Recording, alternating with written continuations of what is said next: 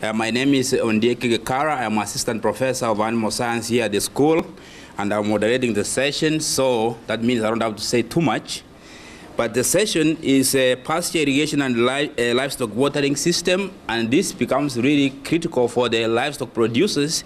The last 2 or so years, we have seen what lack of water can mean to our livestock subsector, and I'm sure our speakers will say more in that respect. The first speaker is going to be Mr. Randy Powell. He's the owner and irrigation engineer for Egg Water. Has been in the irrigation business since 1979. He and his wife have raised 4 boys in central Arkansas. Randy started his own business, Egg Water, 10 years ago, with the goal in mind of continuing to help farmers irrigate their crops and also to help growers of hay, that's forage for livestock, and grassland have a more productive yield. Mr. Powell, this is your floor now. Thank you. Good morning, everybody. Thank you all for showing up. This morning we're going to talk about several different kinds of irrigation: K-line irrigation, Kefka Waterwheels, and valley center pivots. You reach over, and K-line irrigation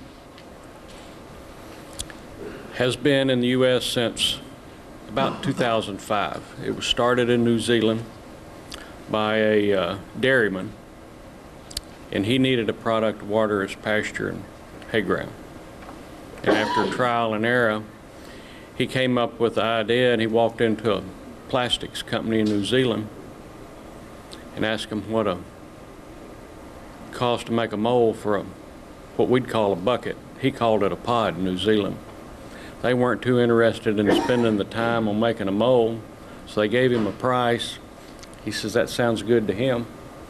He says, I need enough to do 1,000 acres. That got their attention. They went to the farm with him and saw what he was doing. Between RX Plastics and this dairyman, K-line irrigation started. It was mainly in New Zealand and Australia until the early 2000s. And a gentleman out of Michigan was the owner of Trickleys Irrigation, a large irrigation distributor in Michigan, was on vacation and driving through the countryside and saw the pods that was on that last picture. I'll pass this around and let y'all take a look at it. He climbed over the fence to look at it and had never seen anything like that before. Then he saw a 4-wheeler on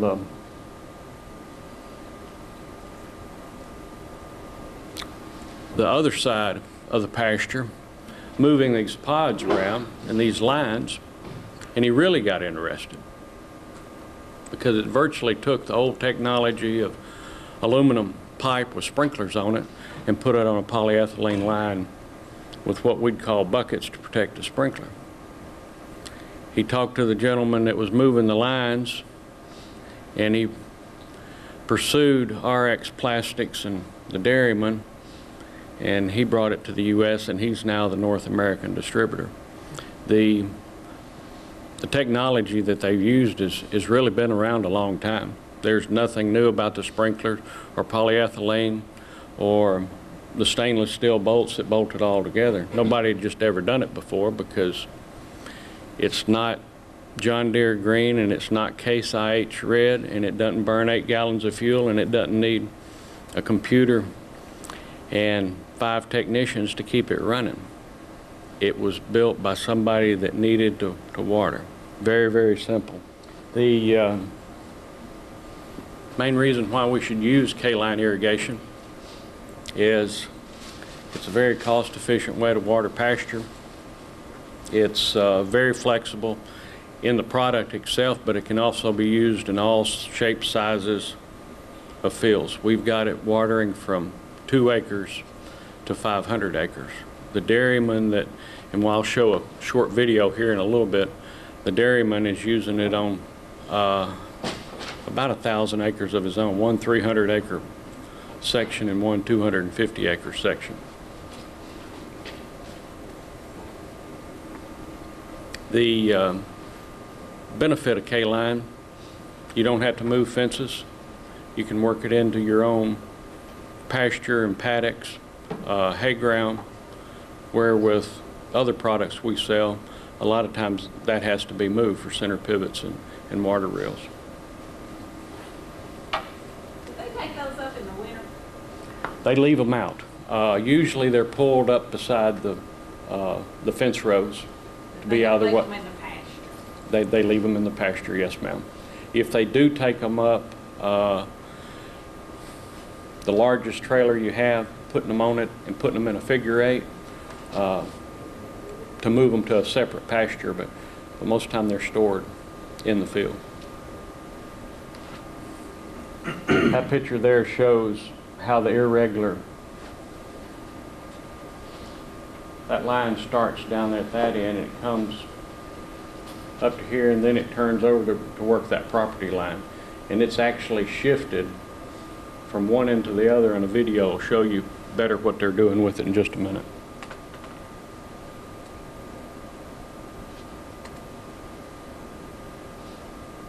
That's the man that brought it to the U.S. He's not land surfing. He has taken a lot of grief for that picture. But what he is trying to show is the difference. They did a trial. Last year would have been a better trial on irrigated alfalfa and non-irrigated pasture. As you can see, this side over here did get some rain on it. That side is considerable higher. Last year, if they would have done it, one side would have been dead and the other side would have been green. But he has taken a lot of grief for that picture right there. And all the dealers in the U.S., I think, have shown it more than once, and he would really like for that picture to disappear. Various nozzle sizes will let us put out different application rates. The nozzle we mainly use to keep the math simple, 24 hours of watering in one spot will put down 2 inches of precipitation. That's a slow rain. We never have gotten a 2-inch rain in 24 hours in Arkansas, I don't think. We usually get that in about an hour and a half. So you can imagine how well it soaks in. Right there's the actual pod. That one there has got an impact sprinkler in it, and you've seen the one that I've just passed around. It's got a Nelson wind fighter. The reason I use the wind fighter is it doesn't grab the grass if it happens to tip over like the arms of an impact. There's K-line running in a dairy field. I don't think that's New Zealand. I think that's a picture here in the U.S. Cows are not bothered by it. In fact, as soon as they get used to it, they like it. They'll stay in it. We have it from hay fields, sod fields. We've even got it on some hog lagoons, spreading the gray water off of the second and third stage lagoon. Sports fields. There's a lot of construction sites that are looking at dust control with K-line just for the simple fact it can be shifted around the property very easily.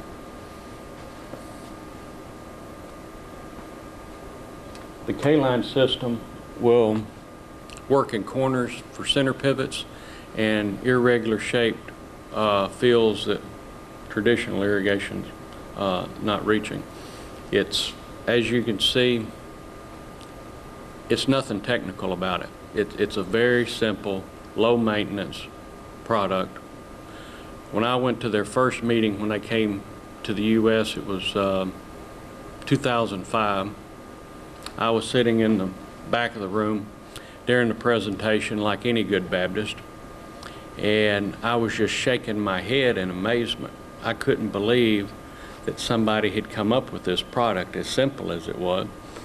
And John Nye, the man that was land surfing on that picture, saw me shaking my head. He walks around to the back of the room and leans over me and looks at my name badge. He says, "You're not too impressed with my product."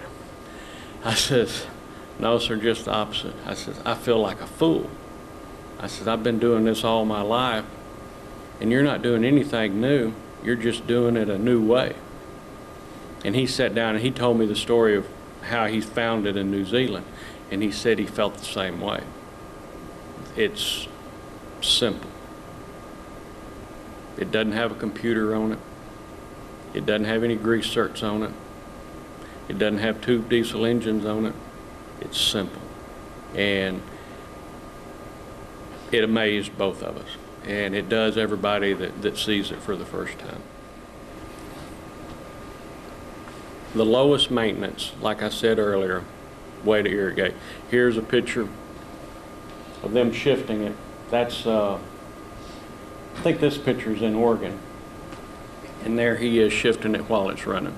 And the video we're fixing to go to will show it better.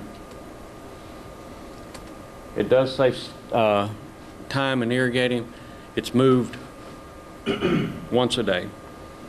And it takes you as long as from cranking up your four-wheeler, driving to the other side of the pasture that you're fixing to water, and driving back to the barn is how long it takes to move it. And you can go as fast as you want to, shifting it. And it's that easy. Y'all are looking at me like, sure, but that's the truth. You can do it as fast as you want to stay on a four-wheeler. The other product we handle is Kefka Waterwheels. It's an Illinois-based company. Waterwheels have been in use since late 60s with soft hose travelers, and then in the 70s the polyurethane lines was developed, and there's several companies worldwide that are producing water reels. Most of the machines that are brought into the U.S. are manufactured somewhat in Italy. Italy is a very large water reel manufacturer. Everything that's assembled at Kefka is assembled in Illinois, but there are parts from Italy on their machines. Agriculture and turf. Again, irregular shaped fields are no problems for water reels. Instead of using a slow application rate, they're more of the big guns in covering large areas, anywhere from a 200 to 500 foot diameter. Corn and cash crops. That picture, I think they were wanting, this came from the factory, when they say corn and cash crop, there was a lot of corn being grown, sweet corn, ornamental corn. That picture was supposed to have been sweet corn, but I don't think that's sweet corn. I think that's field corn there. Vegetables and produce, as you can see, right here with the big gun all the way out to the end, there's a nice gentle rain. If big guns are used correctly with the right pressure and the right gallonage, you don't have any large droplet that's beating the vegetables, especially in that tender age that they are right here. If they were hitting it with too small a pressure, you'd have large droplets that would be beating the ground. That's a good shot right there on how to use a big gun. They have 3 basic frame sizes for their agriculture machines, and in those 3 frame sizes, they've probably got a dozen different lengths that are available on it. Their B series, as they call it, has got 4 frame sizes, and that will do anywhere from a small yard or park up to several acres. This is more of a residential, commercial size machine here. In between their 7 frame sizes, they can go from a 300 foot length to over a quarter mile length in 2.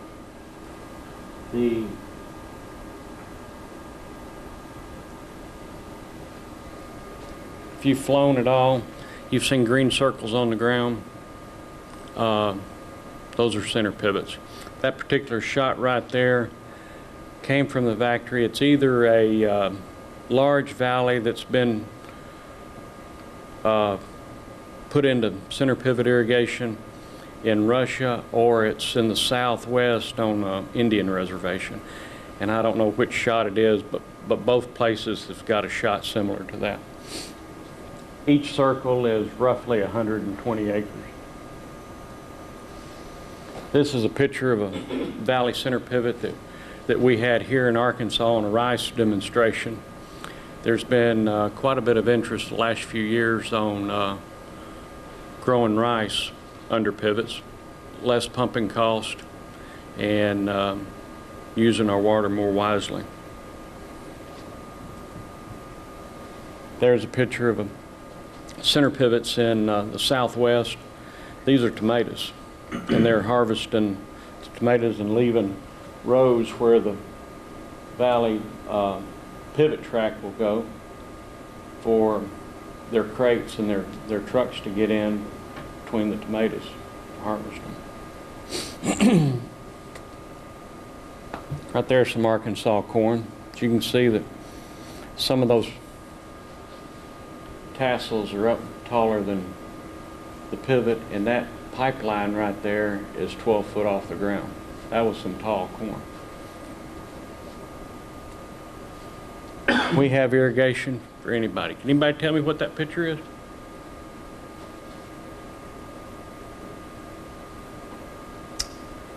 That's a TV stand, and that's carpet. See, we've got irrigation systems for anybody that wants them, even a toy. You got any questions? That was kind of fast. I'm sorry that one video didn't work. I guess the main thing that I'm trying to say in this presentation is no matter what size field, pasture that you have, there's irrigation out there to fit it. No matter what kind of budget you have, there's irrigation out there to fit it. This is one of my favorite shots of any that I've seen of valley center pivots. That's what you want, is a system that's done its job all year and the corn's ready to harvest. With that, I'll turn it back over to you. Thank y'all. System from Australia or New Zealand? New Zealand. How efficient is this compared to what we have here in terms of cost and water usage? The only thing here in the U.S. before the K-line system came here was aluminum pipe in 30-foot sections with a sprinkler at each joint, and you had to manually put it together, manually move it from spot to spot. Labor intensive. If you had your sons doing that during the summer, usually they went off to college pretty quick. That was the best teacher. We've got a lot of people in the extension service that got started with aluminum pipe, and they decided that an education was the way to go. K-line has moved with a four-wheeler, so it cut out all that labor, and that's why it's taken off so well. It's cut down the labor part of it. Thank you. Thank you. Give him a hand, please.